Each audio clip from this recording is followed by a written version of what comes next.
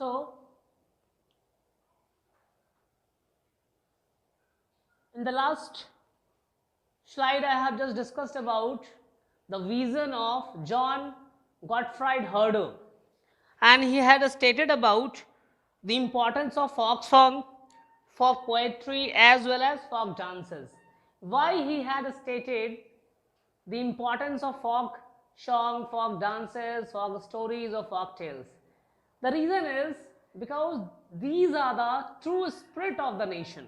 तो इनके अनुसार से इनका मान्यता था कि जो फॉक डांसेस है, फॉक सॉन्ग्स हैं, फॉक लोर है, फॉक टेल्स है, वो किसी भी राष्ट्र का या किसी भी जगह का जो है राष्ट्र की विचारधाराओं को प्रदर्शित करता है, एक नेशन बनाने में सहायता प्रदान करता है। इसलिए लिखा है कि folk tales, folklore, folk dances, folk songs क्या है? स्पिरिट ऑफ द नेशन है, and that particular spirit of the nation is called as volksgeist in German language, in German, and these must be popularized. तो John Gottfried हर्डर ने किन चीज़ों को popularise करने की बात किया? फॉक सॉन्ग्स को पॉपुलराइज करने की बात किया, फॉक टेल्स को पॉपुलराइज करने की बात किया, फॉक डांसेस को पॉपुलराइज करने की बात किया, क्योंकि इनके माध्यम से ही एक राष्ट्र की स्पिरिट, आत्मा जो है तैयार की जा सकती है। अब सच्चाई है, अगर इंसान की आत्मा है तो इंसान जो है एक फिजिकल बॉडी है, उसके अंतर्गत में आत्मा है। अब इस आत्मा को हटा दिया जाए तो उस बॉडी का कोई मतलब नहीं रह जाता है, ठीक है। अब इस आत्मा के विचारधाराएं हैं, हिंदुइज्म जो है, जो हिंदुइस्टिक फिलॉसफी को मानता है, सनातन धर्म के फिलॉसफी को मानता है, तो उसकी आत्मा में हिंदुइज्म बसता है। जो इस्लाम को मानता है तो उसकी आत्मा में इस्लाम की विचारधाराएं जो हैं बहती हैं। उसी प्रकार से क्रिश्चियनिटी है। तो यही यहाँ पर भी वही चीज़ है कि एक राष्ट्र जो है एक फिजिकल बॉडी है, और आपका जो फॉक टेल्स है, फॉकलोर हैं, वो उसकी स्पिरिट है। और बिना समराइज किए हुए, बिना रिकॉर्ड किए हुए, बिना कलेक्ट किए हुए फॉक डांसेस को, फॉक सॉन्ग्स को, फॉक टेल्स को एक राष्ट्र की कल्पना हम नहीं कर सकते हैं। इसी बात पर जॉन गॉटफ्राइड हर्डर ने फोकस किया था। उन्होंने आगे और भी उस समय के नेशनलिस्ट, यूरोप के कुछ नेशनलिस्ट जो आर्टिस्ट रहे हैं और नेशनलिस्ट फिलॉसफी को मानने वाले थे, उन्होंने दो चीज़ों पे और फोकस किया। पहला कहा किस चीज़ पे? Vernacular language. वर्नाकुलर लैंग्वेज का मतलब होता है उनकी नेटिव प्लेस की बोलचाल की भाषा, जो कि आम जनता, आम लोग अपने आप को कम्युनिकेट किस भाषा में करते हैं, that is called vernacular language. ठीक है, हर एक जगह का अपना एक कॉमन लैंग्वेज होता है। जैसे बिहार की बात करें तो हमारे यहाँ मगही बोली जाती है, भोजपुरी बोली जाती है। अगर हम गुजरात में चले जाते हैं तो गुजराती बोली जाती है, कहीं तमिल बोली जा रही है, कि ये इनकी वर्नाकुलर लैंग्वेज है। तो इस वर्नाकुलर लैंग्वेज की इंपॉर्टेंस के ऊपर फोकस किया गया। दूसरी बात किया गया कलेक्शन ऑफ लोकल फॉकलोर। इस पे कहा गया कि जिस जगह की बात की जा रही है वहां पर जो लोकगीत हैं, लोक कथाएं हैं, लोक नृत्य हैं, उनका कलेक्शन भी किया जाना चाहिए, क्योंकि जॉन गॉटफ्राइड हर्डर ने पहले ही उन्हें स्पिरिट ऑफ नेशन का दर्जा दे चुका था। इन दो चीजों पर नेशनलिस्ट, उस समय के राष्ट्रवादी लोग जो हैं, रोमांटिसिज्म के अंतर्गत में फोकस करते हैं। These was done not only to recover। अब इनका कहना है कि भाई इसको हम जो रिकवर करने की बात कर रहे हैं, वर्नाकुलर लैंग्वेज को रिकवर करने की बात कर रहे हैं, कलेक्शन ऑफ लोकल फॉकलोर्स और रिकॉर्डिंग, समराइजिंग, सारा कुछ करेंगे। इसका मेन मकसद ये नहीं है कि हम रिकवर करेंगे, रिकवर एंशिएंट नेशंस, हम पुराना प्राचीन राष्ट्र को रिकवर करने जा रहे हैं। अगर हम बात कर रहे हैं ऑटोमन एम्पायर के अंतर्गत में ग्रीस की बात कर रहे हैं, तो ग्रीस में अगर हम वर्नाकुलर लैंग्वेज पे स्ट्रेस दे रहे हैं या वहाँ पर का फॉकलोर को हम कलेक्ट कर रहे हैं, रिकॉर्ड कर रहे हैं, समराइज कर रहे हैं, तो इसका मतलब नहीं है कि हम ग्रीस की सभ्यता को महानतम दर्जे पर ले जाना चाहते हैं, उच्चतम दर्जे पर ले जाना चाह रहे हैं। हम उसके माध्यम से क्या सो करेंगे? Also to carry out modern nationalist masses to large audience who were mostly illiterate। तो पहला तो मकसद चलिए कि एक विजन हो सकता है कि जब हम समराइज करते हैं फॉकलोर को, रिकॉर्ड करते हैं, तो एक मकसद क्या निकल कर आ जाएगा हमारा कि भाई कि हम अपने पास्ट को, एंशिएंट पास्ट को जो है हम रिकवर कर रहे हैं और लोगों तक पहुंचा रहे हैं। ठीक है। दूसरा है, इन्हें रिकवर कर करके इसमें राष्ट्रीयता की मैसेज, संदेश को भर करके जो बहुत सारे आम इंसान, ऑडियंसेस हैं जो मुख्यतः पढ़े लिखे नहीं हैं, उन तक पहुंचाना। अब देखिए फॉकलोर क्यों, अगर मान लिया जाए कि मैं अपनी विचारधाराओं को आप तक समझाने की प्रयास करूं, मैं आपके सामने क्लास ले रहा हूं, ठीक है, और इस क्लास के दौरान मैं फारसी में आपको पढ़ाना शुरू करूं और पूरी तरह से इंग्लिश में बोलना शुरू करूं विद ब्रिटिश एसेंट और अमेरिकन एसेंट, तो क्या होगा? बाउंस कर जाएगा। कहावत निकल कर क्या आएगी? भैंस के आगे बीन बजाओ, भैंस खड़ी पगुराए। लेकिन आपकी जो मातृभाषा है, जो वर्नाकुलर लैंग्वेज है, जिसे आप समझते हैं, उस भाषा में इन सारी बातों को समझाने का प्रयास किया जाएगा तो बहुत हद तक चीजें आपके समझ में आ जाती हैं।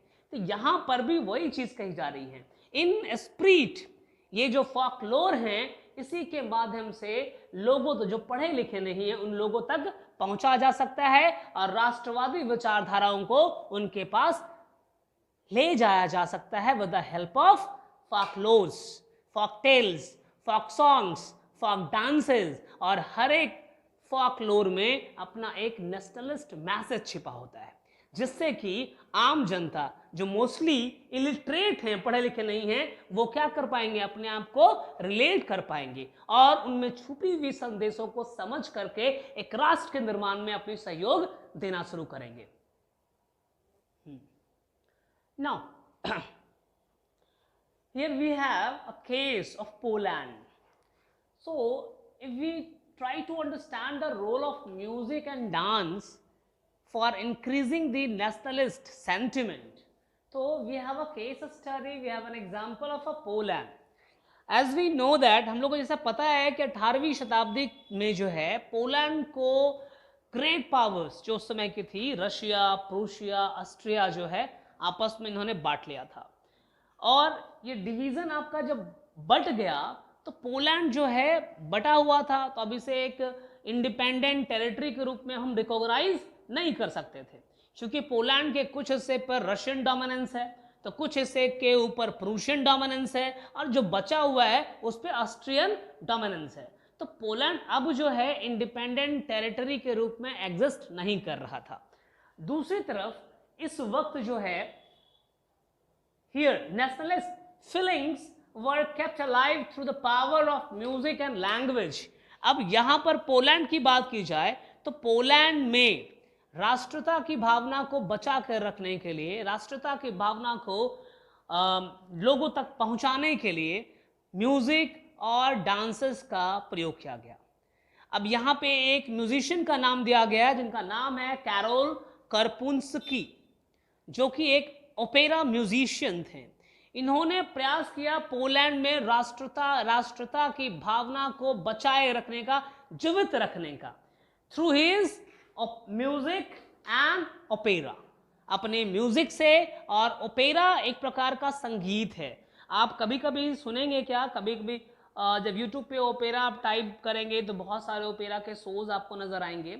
यहाँ पर इस प्रकार के म्यूजिक में वर्ड्स नहीं होता है, संगीत होता है, डांस होता है, और एक ऐसा सिंगर होता है जो अपनी आवाज में गाता है, पर वो आवाज में शब्द नहीं होते हैं, एक अलग वॉइस होता है जो राइम करता है म्यूजिक के साथ, और उसके बीच में कई सारे संदेश उसमें हैं। ओपेरा के माध्यम से लव, इमोशंस को बहुत बेहतर तरीके से दिखाया जाता है। कुछ फिल्मों में, हिंदी की फिल्मों में भी ओपेरा का प्रयोग किया गया है। अगर आपने दिल चाहता है फिल्म देखा होगा आमिर खान की, जो बहुत पहले आज से आई थी, उसमें भी कुछ पल के लिए ओपेरा के संगीत को दिखाया गया था, जिसमें लव और इमोशंस को दिखाया गया है। तो कैरल कार्पुंस्की जो हैं एक म्यूजिशियन है और ओपेरा के माध्यम से पोलैंड में क्या कर रखा है, राष्ट्रता की भावना को बरकरार रखने में कामयाब हुआ है। ट्राई किया है कि राष्ट्रता की भावना को जीवित रखा जाए, लोगों तक अपने म्यूजिक, अपने ओपेरा के ओपेरा से लोगों तक राष्ट्रीयता की भावना को ले जाने का इन्होंने प्रयास किया, ताकि लोगों में नेशनलिज्म के प्रति आज भी जोश और खरोश नजर आ सके। कहीं ऐसा ना हो कि रशियन ऑक्युपेशन के पश्चात जो है पोलैंड के अंतर्गत में अपने राष्ट्र के निर्माण की बात ही लोग भूल जाएं, और उनमें किसी प्रकार का जुनून ना हो कि हमें किस प्रकार से अपने राष्ट्र को, पोलैंड को एक राष्ट्र के रूप में बनाना है, इंडिपेंडेंट नेशन के रूप में बनाना है। तो उसमें पहला रोमांटिसिज्म के अंतर्गत में, रोमांटिक आर्टिस्ट के अंतर्गत में जो नाम आ रही है वो कैरल कार्पुल्स्की की नाम आ रही है, जो कि ओपेरा म्यूजिशियन है।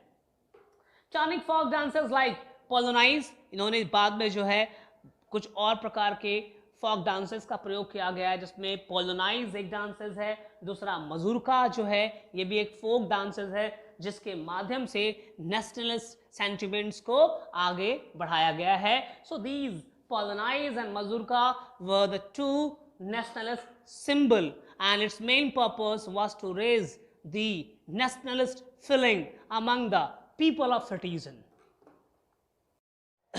So earlier we have understood about the role of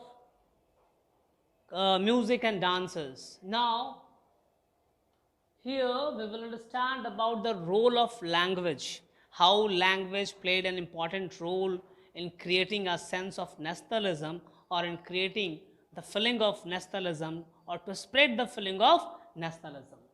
So language, national sentiments को लैंग्वेज ने भी आपके नेशनलिस्टिक सेंटिमेंट्स को बढ़ाने में काफ़ी हद तक बहुत बड़ा रोल पूरा किया है। अगर पोलैंड की एग्जांपल यहाँ चल रही थी, तो पोलैंड जब रशियन, जो हिस्सा पोलैंड का रशियन ऑक्युपेशन के अंतर्गत में था, वहाँ पर रशियन ऑथोरिटीज़ ने पोलिश लैंग्वेज को क्या कर दिया, इम्पोज नहीं किया, उसे स्टॉप कर दिया गया, उसके यूज़ को फोर्स किया गया कि पोलिश लैंग्वेज को as a means of communication के रूप में नहीं प्रयोग किया जाएगा, ना ही किसी चर्च में क्लर्जी के द्वारा प्रेयर के दौरान पोलिश लैंग्वेज को यूज़ किया जाएगा, ना विद्यालयों में, स्कूलों में भी कि पोलिश लैंग्वेज में पढ़ाई और शिक्षा नहीं दी जाएगी। उसके बदले पूरे पोलैंड जो रशियन ऑक्युपेशन के अंतर्गत में थे, वहाँ फोर्स किया गया कि स्कूली शिक्षा जो होगी, स्कूल एजुकेशन जो होगा, वो रशियन लैंग्वेज में ही होगा। क्लियर? तो यहाँ पे फोर्स हो गया। पोलैंड लैंग्वेज, पोलिश की नेटिव लैंग्वेज पोलिश है, but they were forced to speak in Russian language. They were forced to use Russian language in schools or in prayer. तो later on 1831 में almost Russian authority के खिलाफ लोगों ने rebel किया, विद्रोह किया, लेकिन इस वक्त इनके विद्रोह को आसानी से रशियन अथॉरिटीज, रशियन आर्मी ने क्रश कर दिया गया, और वो रिबेलियन तुरंत समाप्त हो गया, उसका औचित्य, उसकी इंपॉर्टेंस नजर नहीं आई। अब दूसरी तरफ पोलिश लैंग्वेज के द्वारा पोलैंड में राष्ट्रीयता की भावना को जागृत रखने का, जीवित रखने का प्रयास किया गया। किसके द्वारा? चर्च के क्लर्जी ग्रुप के द्वारा। चर्च में प्रेयर जो है रशियन लैंग्वेज में ना करवा कर वहाँ के बिशप और प्रिस्ट जो थे पोलैंड लैंग्वेज में किया। जब इसकी जानकारी जो है मिलती है किसे? रशियन अथॉरिटी का, तो यहाँ पर क्या करेगी? फिर से रशियन अथॉरिटीज इन क्लर्जी ग्रुप, चाहे वो बिशप हो या फिर प्रिस्ट हो, उन्हें डिटेन किया जाएगा, उन्हें सज़ा सुनाई जाएंगी, या फिर उनके ऊपर किसी और प्रकार का पनिशमेंट भी उसे दिया जा सकता है।